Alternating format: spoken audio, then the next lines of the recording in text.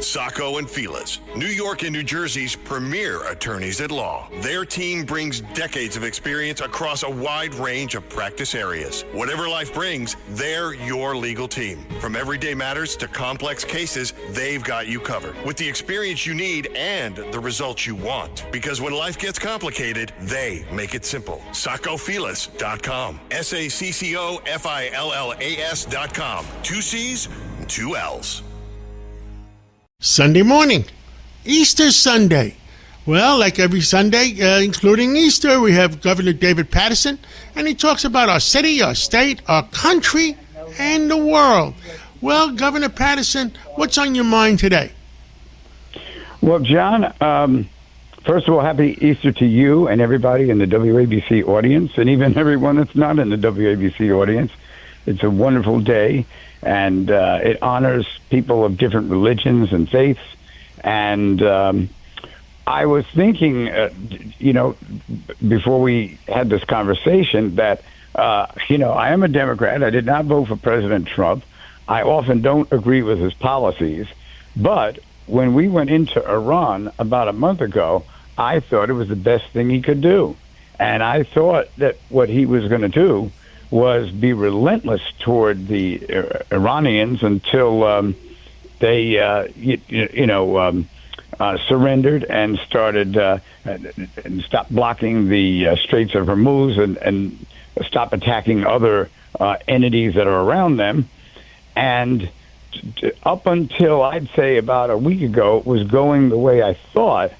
But when the president starts saying that we will beat them back to the Stone Age, the only thing they'll be able to give us is oil, and and these other statements that he's making.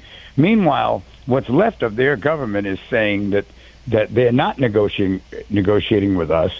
They probably are not, but I think at this particular stage, based on where we are and based where they are, I think that just a quiet involvement with them to let them know, look, we're coming in.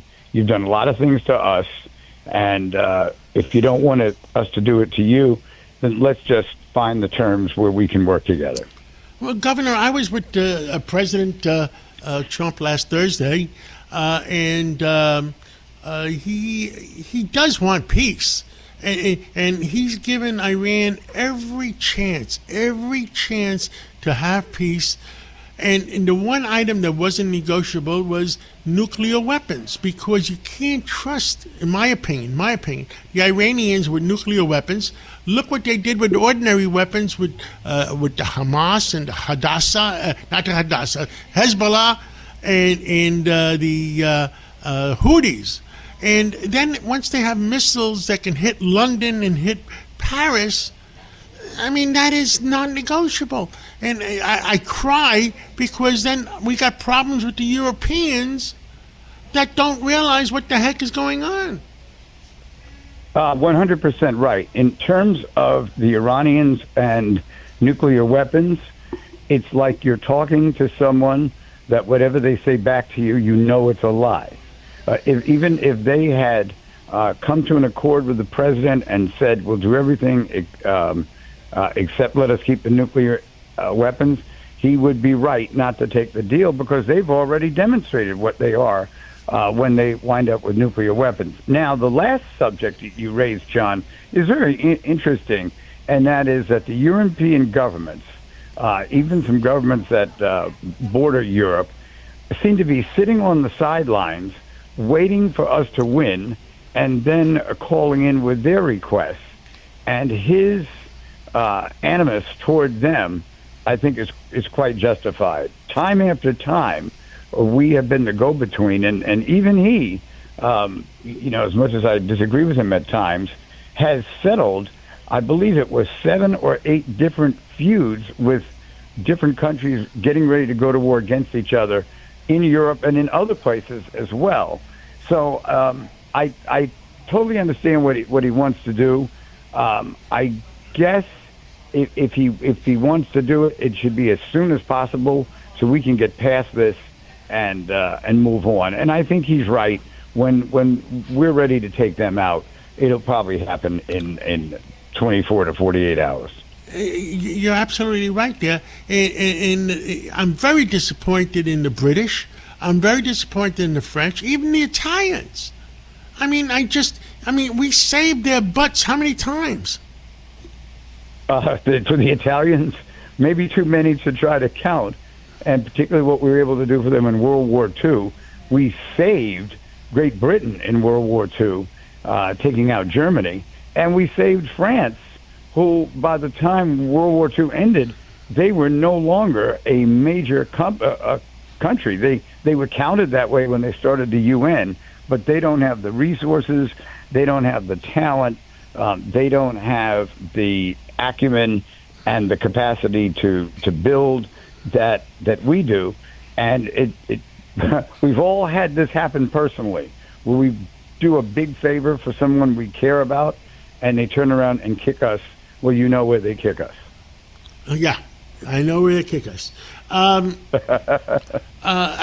just look, President Trump is the only guy with the courage to do something about this. And look, he's not 100% right on everything, but I think he is saving the free world. I think that I think that you're right. I think that the complaining is coming from entities that, when this is all settled, will have really nothing to complain about. Who knows? They'll probably act like they were part of it. But I think that he's got to. He is communicating. In other words, he let the media into his cabinet meeting a week and a half ago, and he went on television a couple of times in the last week. So that's good. In other words, that there's no secret here. But I think that the time to strike would be now, before this situation just starts to continue ad infinitum. Understood. Well, David Paterson, Governor, you're one of the great governors of New York. Thank you very much for coming on this Sunday morning, and thank you for your common sense. And happy Easter. Thank you, John. Happy Easter to you and the family. This is Greg Kelly. Donate now to Toys for Tots, which works year-round. Go to toysfortots.org. Toys for Tots supports children in need throughout the year with programs like the Toys for Tots Literacy Program. Established in 2008, it has provided over 63 million books to disadvantaged children. The Toys for Tots Literacy Program is committed to providing disadvantaged children with direct access to books and educational resources that enhance their ability to read and communicate effectively. Go to toysfortots.org.